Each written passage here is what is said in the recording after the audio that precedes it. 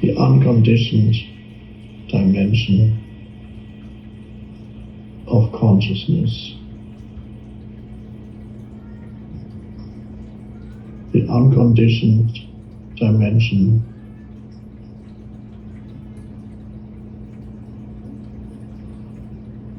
to who you are, you, the unconditioned you, the unconditioned I.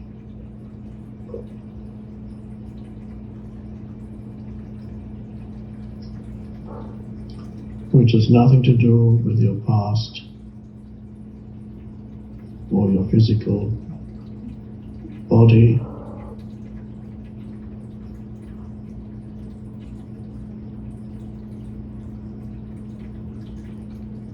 or your person or personality.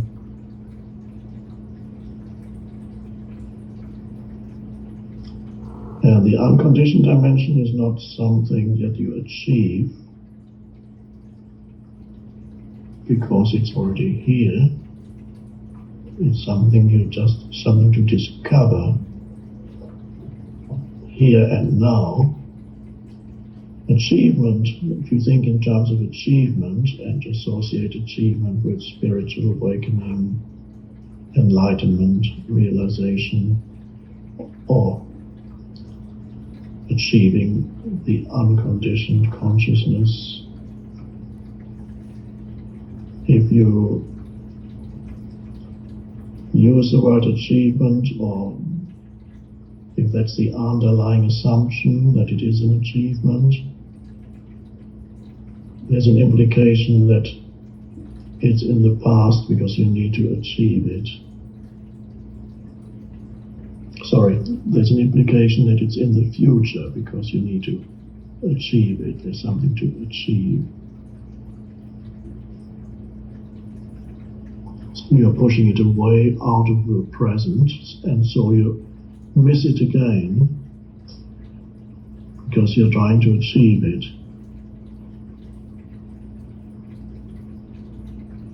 And continuously, as long as you're trying to achieve that spiritual realization, or whatever you want to call it,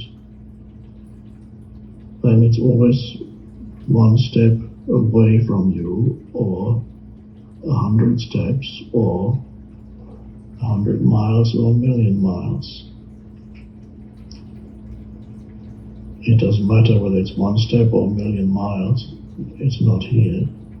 That's the underlying assumption, and so you cannot discover it because you think it's something to achieve. And the thought that there's something to achieve in the future prevents you from discovering what's in the present.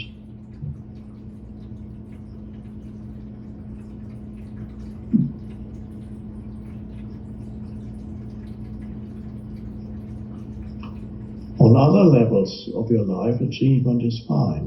It's good to achieve certain things, to learn something new, to bring something into manifestation, to create something, even to have goals.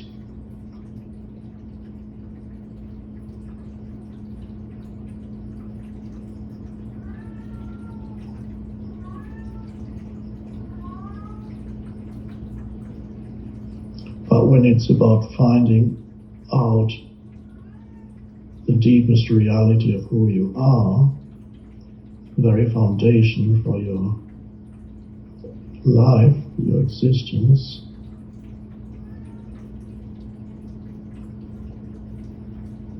then the idea of achievement is a hindrance.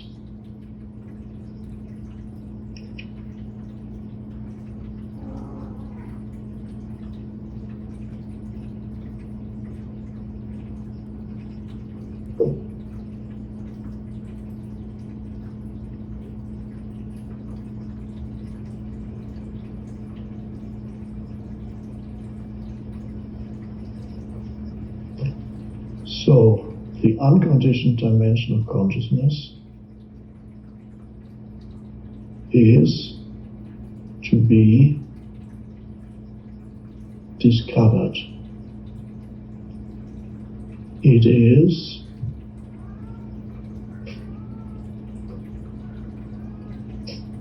one could almost say hiding or concealed, covered up.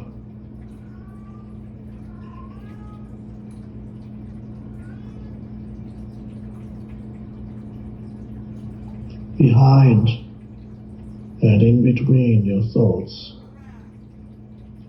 behind and even within all sense perceptions.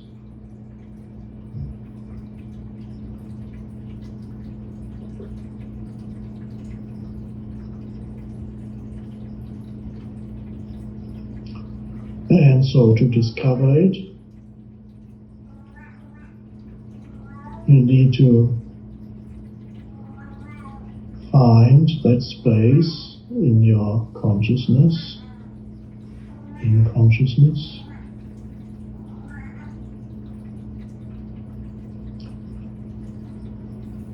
where you are not thinking.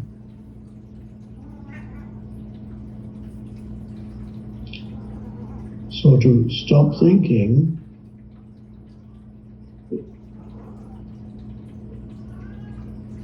may not be the best way of pointing towards it, although I might have used that expression a few times.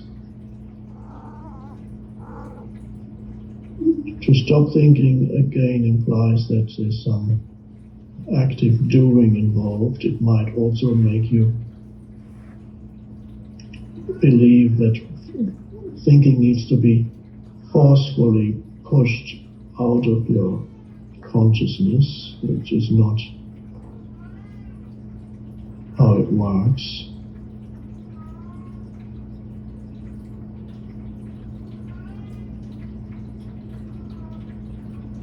It's to discover that that space of not thinking is already there between when one thought subsides before the next thought comes. There's a space of pure awareness without mind activity.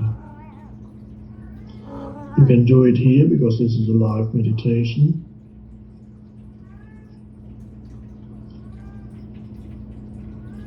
Whenever I'm not speaking, which is part of the time here, be aware that I'm not speaking. So we have the gaps between one sentence and another sentence, between one word and another word.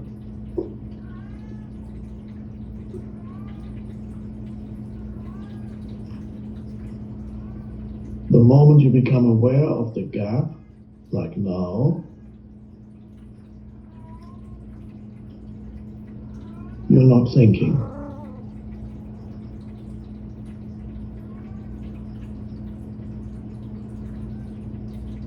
It's very subtle and very simple.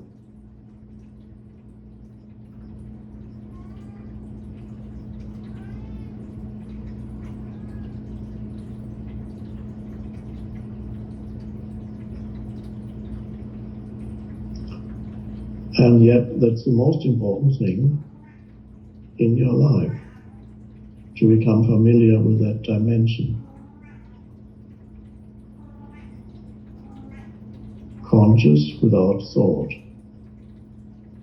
spacious, still, but alert, not the stillness of moving towards sleep, but alert stillness.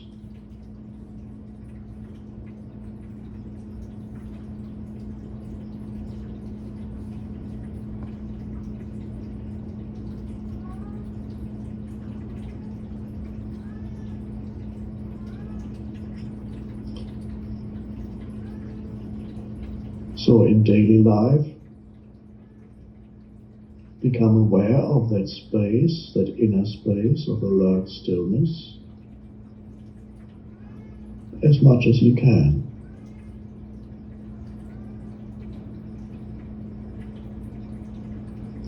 Initially, you may need a crutch, so to speak,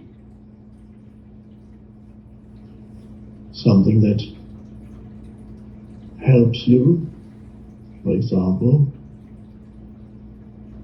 alert sense perception, especially looking at something like the sky, which is spacious, without imposing any thought on it,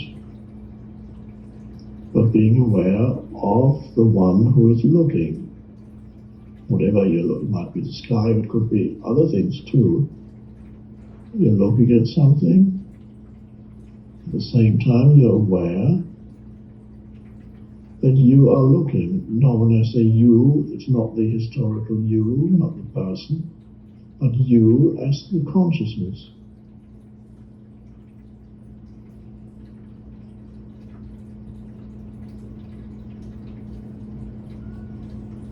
So there is a self-awareness behind the sense perception. Not the personality self,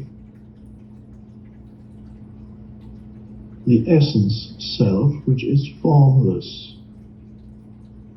And because it's formless, the Buddha used the expression no self, because he associated self with form. Anything that is in a separate sense of identity.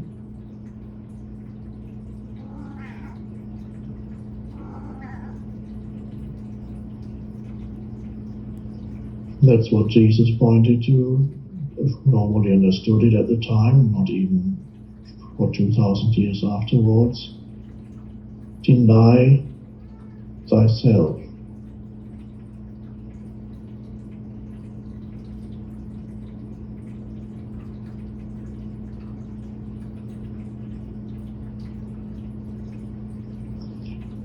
There are other translations that would be more suitable. Look away from the self, of what you usually consider yourself.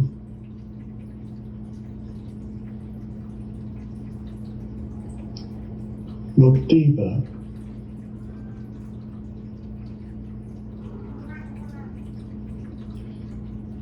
Recognize the ultimate unreality of the conditioned self. So becoming familiar with awareness or presence, pure awareness, pure presence in daily life. Of course, here especially.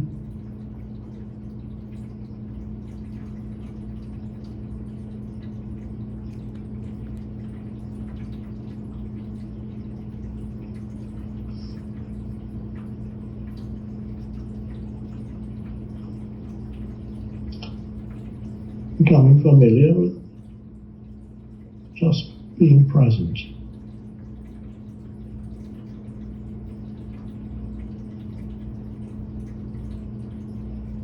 As you know, you can use your breath awareness to take you also out of thinking and become present. Feel the inner body.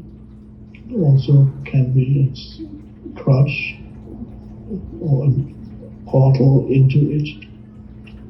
And then a time comes, and maybe now, don't wait for it, when you can just go step out of thinking without needing anything to help you step out of thinking.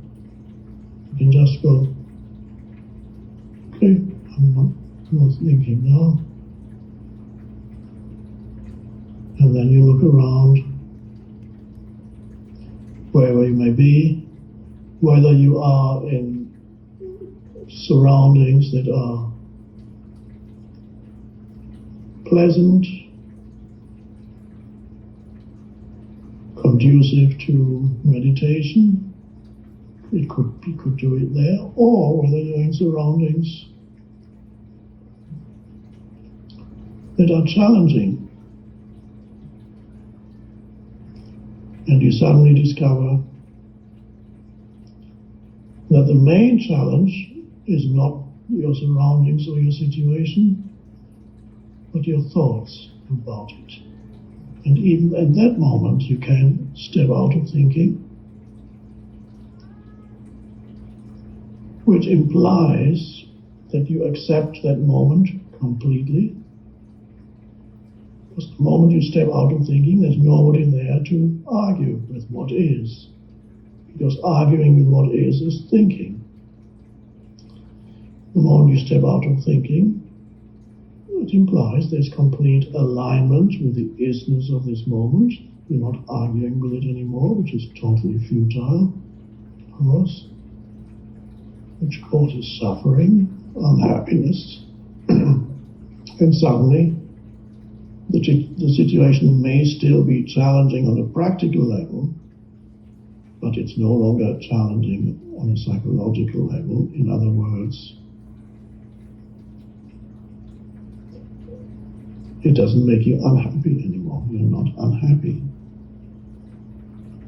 Not because you've pushed unhappiness away, suppressed it.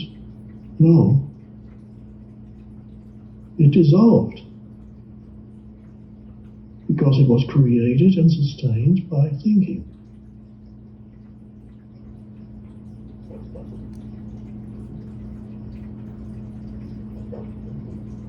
So it's wonderful to discover in challenging situations that you can step out of thinking there too. And some people need a challenge to be able to be motivated to take that step out of thinking. They can't stand this unhappiness anymore and suddenly realize it's basically my thinking that's making me unhappy and not what's happening. And they step out of thinking. Oh. And for people who go through extreme suffering, that's the erosion of the ego that can happen in that way, because the ego is identification with thinking. When you're not thinking, there's no ego.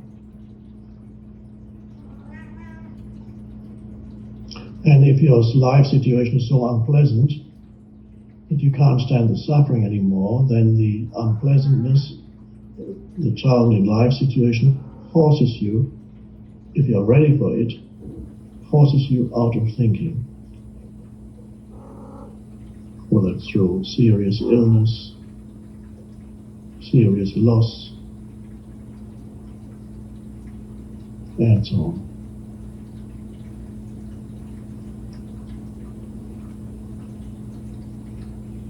But I suggest to you here that you don't wait for life to force you out of thinking,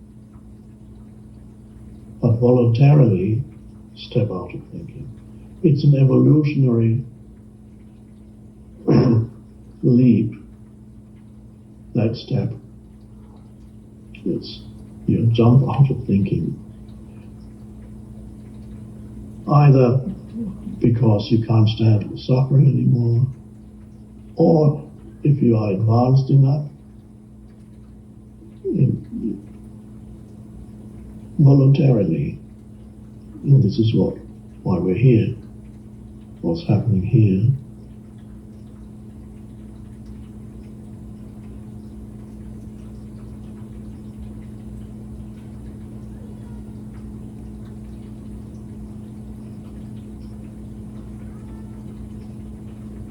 And even while you think, after a while you can notice that there's not a complete loss of awareness in the background, even while you're thinking.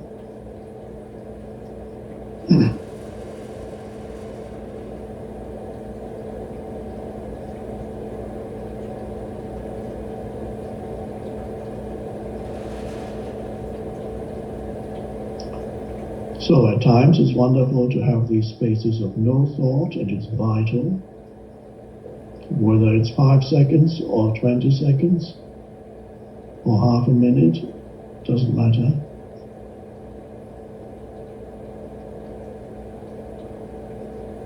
That's the evolution of consciousness. That's the awakening.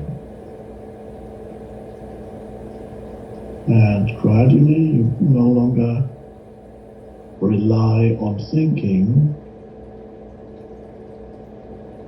or your sense of identity.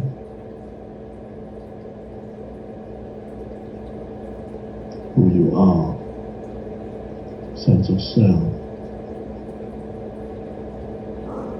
which is always a fragile sense of identity.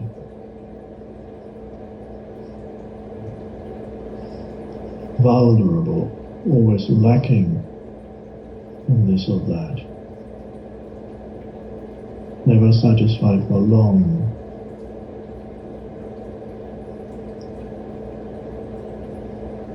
And then the sense of self shifts to presence. You are essentially the presence, awareness. No form, no past, no future.